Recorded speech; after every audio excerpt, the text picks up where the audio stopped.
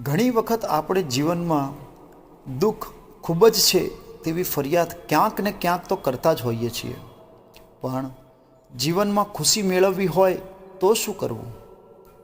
તો આ નાની સ્ટોરી 2 મિનિટનો સમય કાઢીને સાંભળી લો, પછી તેને જીવનમાં ઉતારી લો, એટલે ખુશી શોધવી અઘરી નહીં રહે. એક રાજાનો નોકર હતો. તે ખૂબ જ મોજીલો હતો. કામ કરતો જાય ને ગીતો ગણગણતો જાય. રાજાએ એક વખત આ જોયું કે આ નોકર તો કાયમ ખુશ રહે છે. આથી તેણે નોકરને પોતાની પાસે બોલાવ્યો અને કહ્યું કે તું કાયમ ખુશ રહે છે, આ ખુશીનું કારણ શું છે? ત્યારે નોકરે કહ્યું કે મહારાજ, તમે મને જે પગાર આપો છો એનાથી મારા કુટુંબનો બહુ સારો નિર્વાહ થવા ઉપરાંત ભવિષ્ય માટે સારી બચત કરી શકું છું. કામેથી ઘેર જાઉં ત્યારે મારી પત્ની અને છોકરાઓ સાથે અલક મલકની વાતો કરું છું. આ સાંભળીને રાજાને થયું કે મારી પાસે તો આટલી બધી સંપત્તિ છે, આટલી બધી સત્તા છે, છતાં શા માટે કાયમ દુઃખી રહું છું?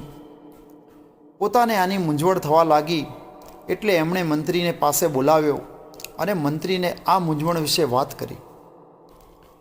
મંત્રીએ સમજી વિચારીને એના માટે એક ઉકેલ વિચાર્યો અને પછી એક યોજના બનાવી અને રાજાને જણાવી. આ યોજના અનુસાર એક દિવસ પેલા નોકરને દરવાજે 99 સુવર્ણ મુદ્રા ભરેલી એક થેલી રાખવામાં આવી. નોકરે આ થેલી જોઈ એટલે તે થેલી લઈને ઘરમાં ગયો. થેલી ખોલીને ગણતરી કરી. 100ની જગ્યાએ પર 99 જ મુદ્રા થઈ. એને વિચાર આવ્યો કે આ 100મી મુદ્રા ક્યાં ગઈ હશે? આજુબાજુમાં ઘણી શોધખોળ કરી, પરંતુ કંઈ હાથે લાગ્યું નહીં.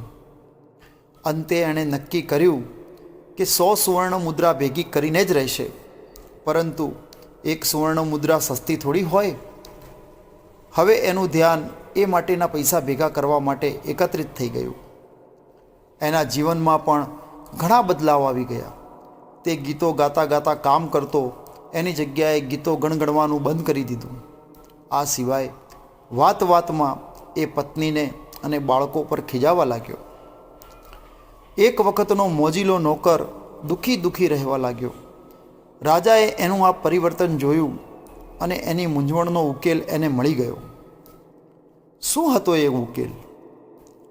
સારું જીવન જીવી શકીએ એના માટે મહેનત કરવી એ સારી બાબત છે, પણ એમાં એટલી અતિશયોક્તિ તો ન જ કરવી જોઈએ કે જેથી આપણા નિકટના સ્વજનો છે એનાથી દૂર જતા રહીએ. કહેવાતા વૈભવની લાયમાં આપણા સુખ અને ખુશીનો ભોગ ન લેવાવો જોઈએ. પરિવાર સાથે હળીમળીને રહો, તેની સાથે સમય પસાર કરવો એ જ સાચી ખુશી છે. અને ઘણા લોકોને આ વાત સમજાય ત્યારે બહુ મોડું થઈ ગયું હોય છે. નમસ્કાર મિત્રો, જો આ સ્ટોરી તમને પસંદ પડી હોય તો આ સ્ટોરીને વધુમાં વધુ લાઈક અને શેર કરજો. જય શ્રી કૃષ્ણ.